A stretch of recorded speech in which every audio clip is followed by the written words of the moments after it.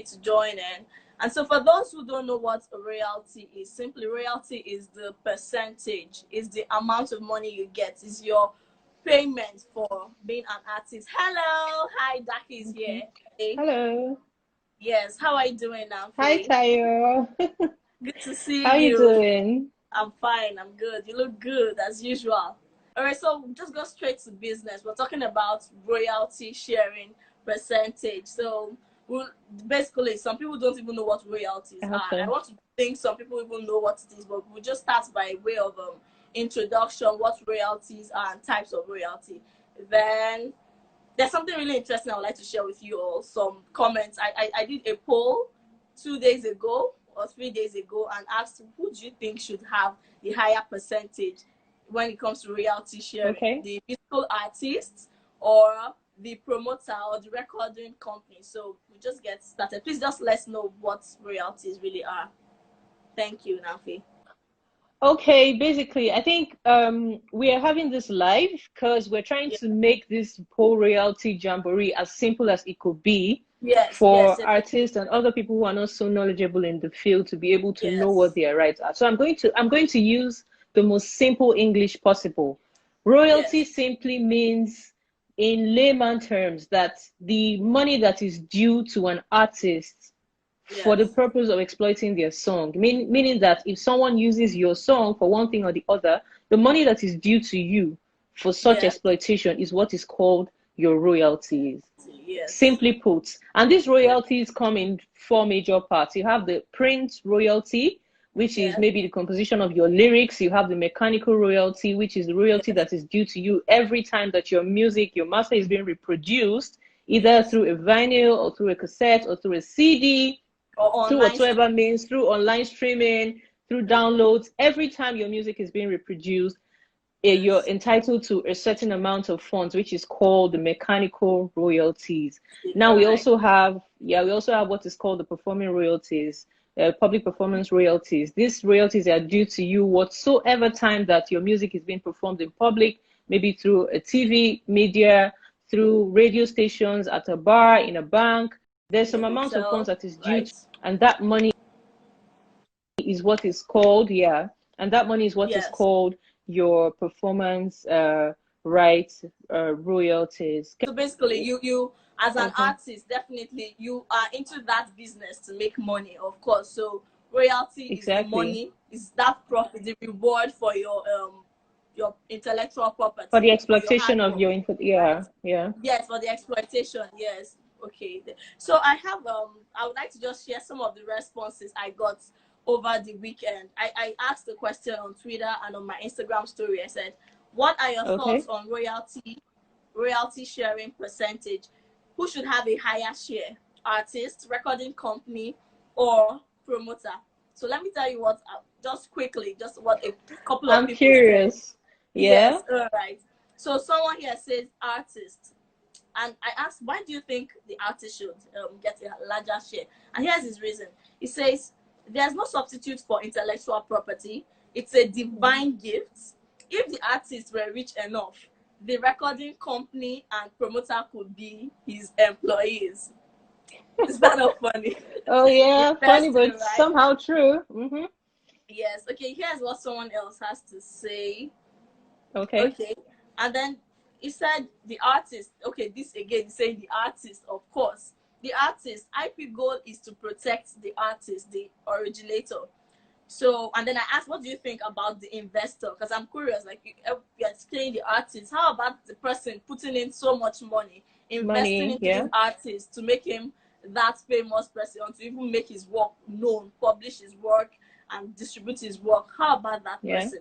And then he said he has something. It's not like the artist doesn't have anything. He has his talents, right? Which is his Mm-hmm. capital, his human capital.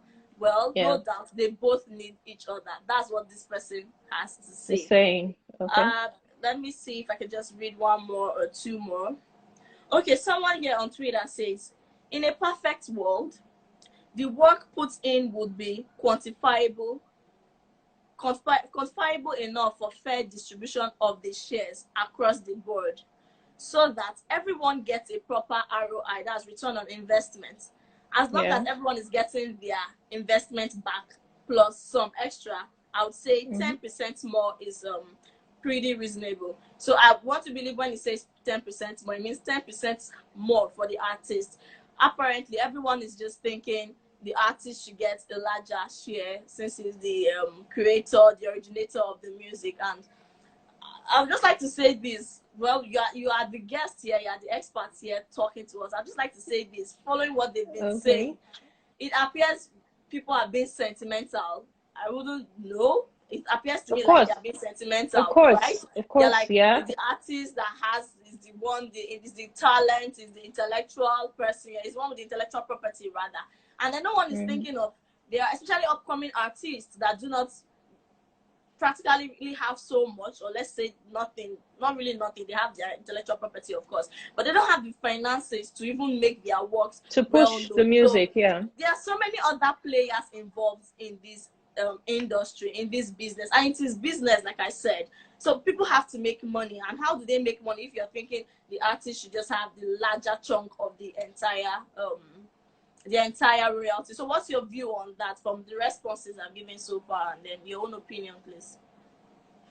Well, I'm not surprised that people are coming in with their sentiments because, truth be told, even if you as a lawyer, I'm sure you've been across board where you had to negotiate agreements for your clients, and whether you like it or not, you're in business to support your clients, and the first duty you owe them is, you owe them a duty to make sure that they are being paid properly for the exploitation of their work. So you would also come in with sentiments if you were coming into a negotiation table, so to speak. So I'm not surprised that they are talking from a point of sentiment. I feel, and please, disclaimer, whatsoever I'm saying here doesn't mean that that is what it should be. Yes, there are standard practice in the industry, but everything is negotiable. That's the reason why you're always encouraged to have an entertainment lawyer whenever you want to transact any business that has to. I say that has to do with that has to do with signing away your rights, signing it, giving it away, or whatsoever term you want to use. So I feel that the last comment you read about the person who sent a message on Twitter saying that he feels that if everyone is being given equal monies, or the money that is due to them, then there will be no issue. I am also of that school of thought. I'm at the point where whenever I want to negotiate a contract for my client, in as much as I want my client to be properly paid for the exploitation of his work, I try as much as possible to not be greedy. It is your job as a lawyer to advise your client, whether a record label, a record company, or an artist or a producer, whosoever your client is. It is your duty as an entertainment lawyer to advise them that, look, in as much as I'm going to negotiate the best deal possible for you, we should not be greedy. Everybody is supposed to get a particular amount that is due to them for whatsoever efforts that they bring in. That they bring in to make that music a success. Because like the other guy said in his comments, that one cannot work without the other. The record label cannot work without the artist, and the artist himself. If we're going to be fair now, there's every chance that an artist can get successful without a record label. But it may take a while, an artist can get successful without a record label, but an artist cannot get successful pushing his music all by himself. So whether you like it or not, if you do not assign your rights, maybe of your master, to a recording label, you would definitely assign it somehow to a promoter or to a PRO. Because whether you like it or not, you have to give away some part of those rights for your music to be put out there.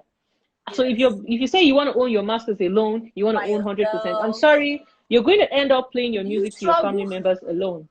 And someday they may just get bored, and tell you, yo man, go dump this music somewhere else. So the standard industry practice is usually, it depends on, there's something called the advance fee that is being given to some artists. It depends on the kind of contract. It is a 360 deal or otherwise. It depends on the kind of contract that is being offered to you. Now, most times, or more times than often, a record contract would contain an advance fee. An advance fee is not, sometimes we hear people who are not so knowledgeable will be dancing and say, they signed me for 5 million. They signed me for 10 million. Then you blow it. I've hammered. but there's something they do not understand. And these things, if you don't get a lawyer, an entertainment lawyer, I have to be very specific. There's a difference between a lawyer and an entertainment lawyer. That. Yes, yes. Exactly, because there are smart lawyers, lawyers that are explicitly smart. I give it to them, probably smarter than I am. But you know, when it comes to entertainment law, I dig them in the feet because I know the terms. If I read through an entertainment contract, I know where is a pitfall and where is not. And now, because a normal lawyer, that's not his or her practice. They basically are just looking at, okay, this contract seems fair. Yeah, you know, and then they advise you based on what they think they know, based on the contract law that they know. But there are terms in an entertainment contract that if you do not get an entertainment attorney to review it and advise you accordingly, I'm sorry, you may just be going on an exercise in futility. So to go back without further ado, let me go back to what I was saying. Now, now where you are being given an advance fee, it is not be dash. Let me speak pidgin. Them no dash you the money. Please calm down. Yeah, them no dash you the money. That no, like maybe dash. That money like is loan. that money was borrowed to you. It's actually recoupable. And for whatsoever time your royalties are due, that record label is going to take out, most times it's 60-40 they go, especially if it's in fact, it all depends. If it's an upcoming artist who has not had any track record, no success whatsoever, you may see 75-25. Yeah, perfect. You may see some people will even shoot for 80-20. Now it depends on the kind of lawyer you have. Yeah.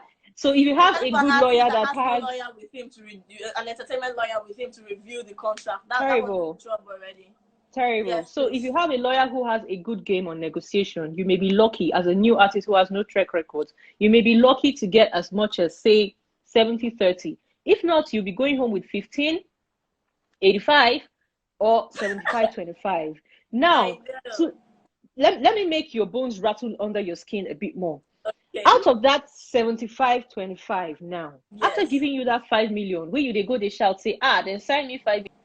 The bad part of it is out of that 25% that is being given to you from your royalties, after sharing it 75-25, they'll now come and say, okay, this 25% now, we're going to take out 10% or 15%, usually equals. We'll take it out. This is part of the money that was given to you at the beginning of this record deal. To you earlier. Then like, whoa. Oh you know, be like, I don't understand, and then you start shouting, and then you see them on social media saying my record label is ripping me off. You actually signed to that contract, and I'm sorry to say, and when people have actually reached out to me saying, I signed this contract, they didn't explain to me, blah blah blah. Now we're done with working. They're telling me that they're taking money off my. Please, I want you to sue. I'm like, sorry, sweetheart, I can actually do it for you, but to be frank, I'll only be taking your money. Because at the end of the day, when it comes to contract, it's pacta sunt servanda. Whether you like it or not, an agreement is an agreement. And no law court. And you signed it. Yeah. No law court, no judge. You're an adult. Exactly. You saw that, you signed it. So no judge will come and say that this agreement is invalid only because you didn't understand. You know what they say about ignorance not being an excuse under the law. That's why it's good for you to do due diligence to make sure. So like I said, standard practice, if it's an artist who maybe has track records, it depends. But basically, what you get more times than often is between 60-40 to 70-30. What is obtainable in your own special? It's always like 60 to the recording company, and then that was usually 60 to the record label. Has more. And this is quite understandable. I've never really done any work with an artist or a record label that has 50-50. I don't think I've never come by that. I've never come across anything like that. Even when you have the best negotiation deal on behalf of your client who is an artist, I think the best it's usually very hard. It's 40. 40. So and like I said, if you're being given an advanced fee, whether you have a track record or not, the chances that you'll be able to negotiate for a higher percentage becomes less. So what I always advise my artists, this is a tip. If you're an artist and you really do want, I do not advise artists who do not have so much to put out there to be signed under a record label. Better still, get signed to strike a co-publishing deal with a publisher. There's what is called a co-publishing deal. In that case, you both are doing the work, you know, and then you don't have to spend so much money, and then the money that you give out at the end of the day that is being recouped is not so much. So that works in your favor. But if you that's better must, for upcoming artists, right? yeah, it's better for upcoming artists. But it says that make sure that the advance fee, in as much as you should get something good enough, if you say if they give you 10 million and they're like, no, I don't want 10 million, actually do it for you. But to be frank, I will only be taking your money because at the end of the day, when it comes to contract, it's pacta sunt servanda. Whether you like it or not, an agreement is an agreement, and no law court. And you signed it. Yeah, no It law wasn't court, no under judge. duress. You're an adult. Exactly. You saw that. You signed it. So no judge will come and say that this agreement is invalid only because you didn't understand. You know no. what they say about ignorance not being an excuse under the law. Yes, that's why no it's good excuse. for you to do due diligence to make sure. So like I said, standard practice, if it's an artist who maybe has track records, it depends. But basically what you get more times than often is between 60-40 to 70-30. What is obtainable in your own special? It's always like 60 to the recording company, and then yes, that was usually 60 to the record label has more. And this is quite understandable. I've never really done any work with an artist or a record label that has 50-50. I don't think I've never come by that. I've never come across anything like that. Even when you have the best negotiation deal on behalf of your client who is an artist, I think the best it's usually very hard.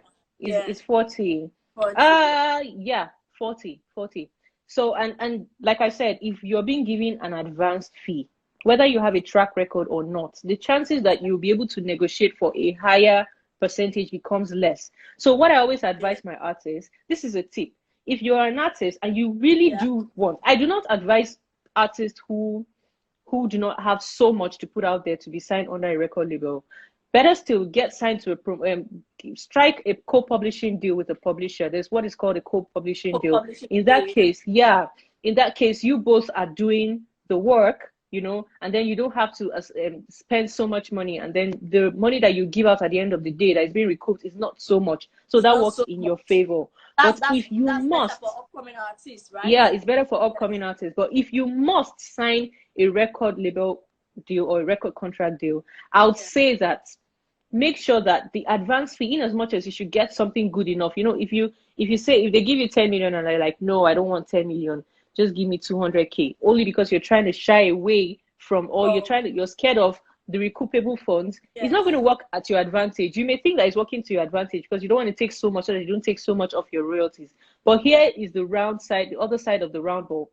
Listen, if you now take something that is less, way less, ridiculously less, they would not take you seriously because they have not invested so much. They have not invested so much in you to push your music. Exactly. So I would say you should make sure that your lawyer strikes for something that is on a balance, not too small, not too much, so that by the time when these funds are being recouped, you still have something to fall back on. Don't forget that you're going to be paying your attorney. Your record label will not be paying your attorney because they have their own. They have their own attorney to pay. You pay your manager. Exactly. You pay your manager, and for those of you who would have road manager, talent manager, different kinds of managers, managers that get you from your own money. Props. It's from the money that is left after the recoupable funds, after the advance funds have been recouped. So it's crazy. That's a situation of things. In as much as you can get a good lawyer to negotiate a very good deal for you, but what I just said is the normal standard industry practice, basically. Okay, thank you very much. That's You're amazing. welcome. Thanks. So basically, you know what it is. So by saying what the ratio is, no one has given you a particular standard ratio. So you don't go about saying, oh, these two lawyers, this entertainment lawyer just told me this is what to do. But just giving, this is like a general, this is not a legal advice. If you need legal advice, you need to send in a DM to Dakey01, or you send in a DM to myself and book for consultation for your own particular specific purposes, for your own case. Yeah. So this is general, an opinion from us, and a way to just tell you if you're going into a recording contract, if you're looking into going into a recording agreement with an artist or with a record label, whatever part you are, or you have a family member or relative, they should think about these tips Dakey has just listed, highlighted. They are really very important. Times without number, we see people coming back to us saying, we will hear them on Twitter. You hear of so many artists, we can't even start mentioning names, artists and recording companies. You hear of these rifts. These rifts so always many happen because from the beginning, there was probably a misconception, miscommunication, or someone did not do due diligence rather. So important thing you need to do is always get an entertainment attorney with you whenever. You will think you're spending so much money, but you're doing yourself good. Because if you do not do that, if you go without your attorney, right, you're doing yourself more harm than good. You know, some of you just like to, lawyer won't chop my money, this lawyer wants to take my money. Yeah, they want to chop your money. Yeah, and let me quickly add, Tayo, let me Yes. quickly add, right? In a hurry, sorry. I just thought of something. You know, we basically spoke about record label and artists. There's another very important aspect we're missing out. Sometimes there are artists who, like we said, are not signed to record labels, but they work with producers. They may get a producer and say, look, I want to record an album, or I have this project I want to do. I want us to work together for probably a 10 songs album or whatsoever it is. You know, and these people start to wonder, okay, I paid this guy, I paid the producer, whatsoever name you want to call him. I paid the producer for the recording fee. So, and he still wants to take a part of my royalties. Why should that be? I'm still going to pay my publisher. Do I have to pay so many artists have called me to say, my producer is asking for royalties. I already paid him recording fee. I'm like, look, whatsoever your producer is doing on that song is his own intellectual property. So if you think that you are due for an intellectual property royalty, your whosoever called now, your producer is also entitled to the same thing. Now, it cannot be equal. More times than often, people like that are working maybe with a publisher. So this is the standard practice now, like I said. Standard industry practice. In a situation like that, it's 100%, yeah? 50% goes to the publisher. Yes. As the publisher's share. And then the writer's share now is being divided between the songwriter, between the songwriter or the artist. More times than often in the Nigerian climate, the songwriter is the artist, is the performer, is Oyibo people that share all those things. But in Nigeria, more times than often the songwriter is the artist, is the performer. So now after sharing, it's 100%. 50 goes to the publisher as the publisher share, and then 50% is the writer's share. Now the 50% writer's share is now being split between the songwriter, which is the artist, and the producer, not in equal halves. In equal halves. I repeat, not in equal halves, please. And so more times than often, this is what happens. Out of that 50% writer's share now, okay, the song now comes. Who did the hook, right? If you have maybe 2 or 3 writers, maybe 2 or 3 artists on that song, who did the hook? After giving, the producer is usually taking 20 to 25% of the writer's share. That is standard practice. A producer takes between 20 to 25% of the writer's share. Now, when the producer takes his 20 to 25% of the writer's share, the balance of the writer's share, which is, let's say the producer takes 20% of the writer's share, the balance 30 share. Yeah, the balance 30 share now out of the 50%. 30, that's already out. So we're talking of 50 now. Yes. We're talking of 50 now. Now the producer takes 20%, let's say. Yes. Out of the 50%. Now the 30% that is left of that writer's share or composition, whatsoever is the term you call it, because these things always have different terms, but they mean the same thing. Different countries, particularly.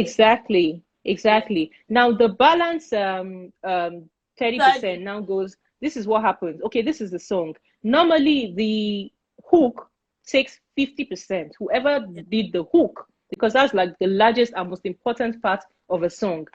Now, the person who did the hook takes 50%. Out of that 30%, don't get it twisted. I know this is so much information to process. 30% now is like 15%. Exactly. Now, out of that 15% now, 50% now goes to the person who did the hook. Okay? And then maybe 8% goes to the person who did the first verse or the second verse. Now, it may be one person who did all of that, the hook and the whatsoever. Good for you. You take everything, you cash out. All your money. So these things that's standard practice, but you can still negotiate. It depends. And I always advise artists, please don't get carried away. If you're in a studio and as a producer, now don't forget that if the producer contributed in writing that song, sometimes you're in the studio and then an artist is trying to write a song and the producer is bringing in ideas and everything. He becomes a part of the writer of that song. Yes. And so he's going to have a share as a producer and also as a composer. And that's two different division, two different That's intellectual so at the property. end of the day, I'm sorry to say, but the producer may be going home with much more Maybe royalty cash share out than more than the artist, you know. So it's always important as a producer. This I'm saying this because of producers, because more times than often they are being exploited. Most producers are not being paid their complete recording and not fee, being and played, at the end or of they the just pay day, them they and do they not even neglect get them, any or you royalties just at buy beats all. from them and move Exactly. on. They don't even get any royalties at all. So make sure you make use of split sheets. Sometime soon, I'm going to be making like sample split sheets that I'm going to put out Nice. for so that people can Okay. have an idea of how a split sheet should be. Always use split sheets. If you're in a studio and you're producing a song and you find out that you're putting in your ideas into the composition of the song, make sure that you, in fact, whether you're putting in ideas or not, the fact alone that you're producing that song, make sure that a split sheet is being signed, and make sure that there's a chance of, you know, adjustments if you Or all review, come to right? a Okay. yeah. All Yeah, right. perfect. Thank you So so that's much. it. Thanks You're so much. welcome. I feel like You're everyone should welcome. just give Nafe a round of applause. A better round of applause. Thanks so much, Nafe. Now